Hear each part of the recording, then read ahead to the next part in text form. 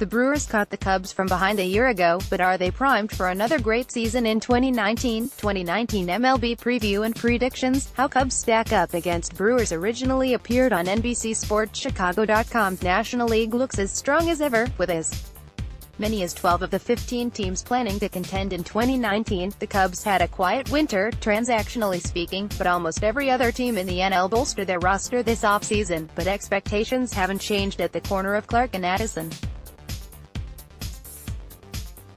After a disappointing finish to 2018, Kris Bryant and co. once again have their sights set on another World Series. With that, let's take a look at all of the teams that could stand in the way of the Cubs getting back to the Fall Classic.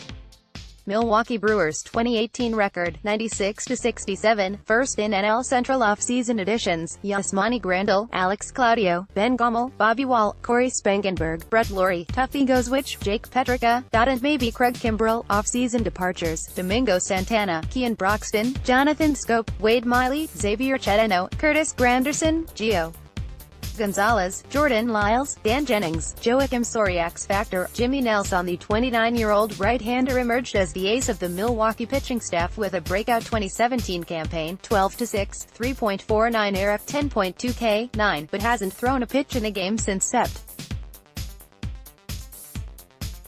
8 of that season. He's been dealing with a shoulder injury that kept him on the shelf all of last season and will ensure he won't break camp with the club this spring. But he is currently on the comeback trail and still expected to take a spot in the rotation at some point early this year. When he returns, what kind of pitcher will he be? Is he the guy that struck out 199 batters and walked only 48 in 175.1 innings, as he did in 2017? Or is he the pitcher that led the NL with 86 walks against only 140 whiffs in 179.1 innings in 2016? And how healthy will Nelson be? After missing an entire season, will his innings limit be somewhere around 100 frames? Not much has changed for the Brewers from a year ago in that they still have a clear weakness in their rotation, but a dynamite bullpen. But they obviously made it work last year. If Nelson can return and give the Brewers some really valuable innings to begin games before he hands it over to Josh Hader and co., that could be a huge asset to a squad that won 96 games and made it a one victory shy of the World Series without him. Projected lineup: 1. Lorenzo Cain, CF2. Christian Yelich, RF3. Jesus Aguilar, 1B4. Travis Shaw, 3B5. Ryan Braun, LF6. Mike Moustakas, 2B7. Yasmani Grandal, C8. Orlando Arcia, projected rotation: 1. Julius Chasen, 2. Chase Anderson, 3. Zach Davies, 4. Corbin Burns, 5. Freddie Peralta out. Look for all the talk of the Cubs' quiet winter, the Brewers were just as silent. Then again, they were the ascending team heading into the winter after they caught the Cubs from behind to win the NL Central and took the Dodgers to a Game 7 in the NLCS. The Cubs finished 11-9 against the Brewers in 2018 with a 4-run differential, illustrating how neck-and-neck the two teams were a year ago. But the Brewers' arrow is pointing up in the rivalry while the Cubs now have a year of reckoning. The Cubs jumped out to a 7-1 record against their neighbors to the north by the end of April, but that took a turn for the worse as Milwaukee went 8-4 the rest of the way, including that game 163. The Brewers also didn't necessarily need to add much to their roster this winter since they had so many answers in-house to fill needs. Still, they're potentially close to making a huge splash to further improve an area of great strength.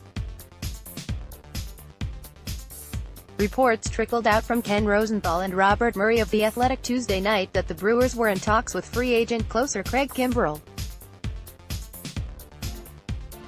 John Heyman doubled down on that info and said the talks were getting serious. Wednesday afternoon. That would be an incredible addition to what was already the best bullpen in the NL a year ago.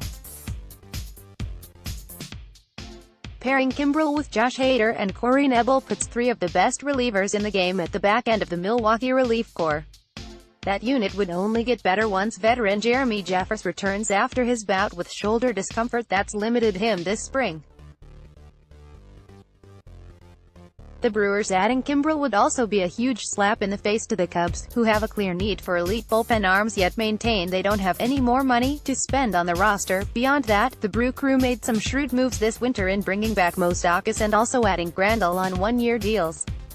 Grandal is one of the best defensive catchers in the game and shores up a potential hole on the Milwaukee roster.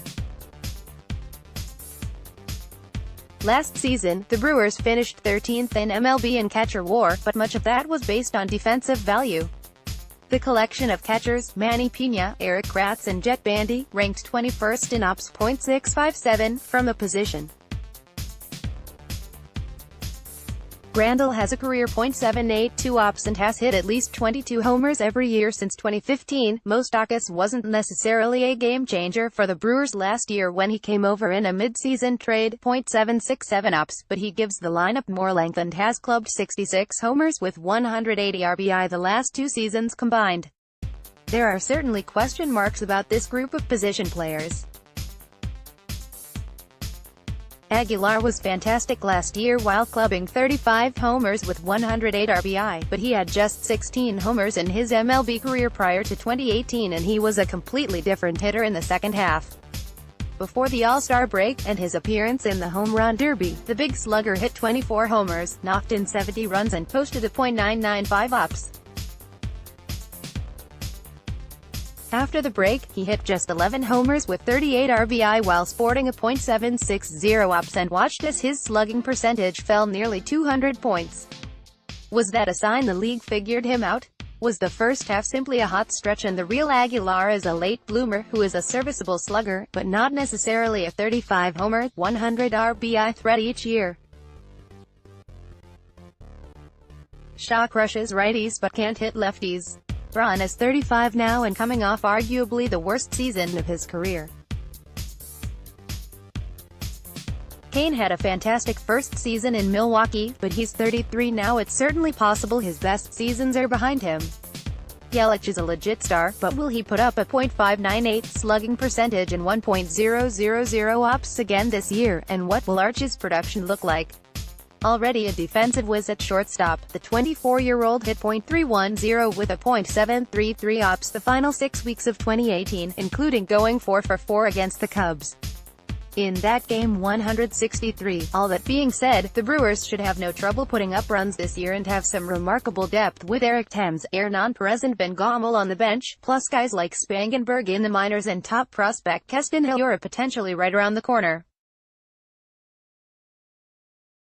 Milwaukee is also one of the best teams in baseball in terms of executing the shift and preventing runs, especially with elite defender Kane patrolling the outfield. That run prevention will help a rotation that again has concerns. Chase and Anderson Davies isn't exactly a three-headed monster, but they've all had good seasons in the past, including Chase last year when he certainly had the Cubs' number. Then there's Nelson, who could play a huge role this year, as well as young arms Corbin Burns, Freddie Peralta and Brandon Woodruff, all guys who can pitch it. The back end of the rotation or move to the bullpen and help bridge the gap ahead of Hader and Nebel, and maybe Kimbrel. The reason I have the Brewers in the middle of the pack in the division is the Chuck Tanner rule, as David Kaplan has discussed several times on the Cubs Talk podcast. So many guys on the Brewers roster had career seasons, and baseball typically normalizes over a larger sample with regression to the mean. Some of those breakouts are legit, Yelich, particularly, but to what extent? Meanwhile, the Cardinals improved their roster this winter. The Cubs are banking on positive regression for their group. Make no mistake, even with a slight regression across the board, the Brewers are still plenty good enough to contend for the NL Central crown and potentially even the NL pennant. Adding Kimbrel to the Brewers' bullpen might push them over both the Cardinals and Cubs in my personal projections, but really, you could create any combination of how these three teams finish in the division and it'd be an easy sell. For now, let's go with the Brewers in third place, close behind the Cubs and Cardinals in the division and just out of the final wild-card spot. Prediction: third in NL Central, just outside the wild-card race. All 2019 previews.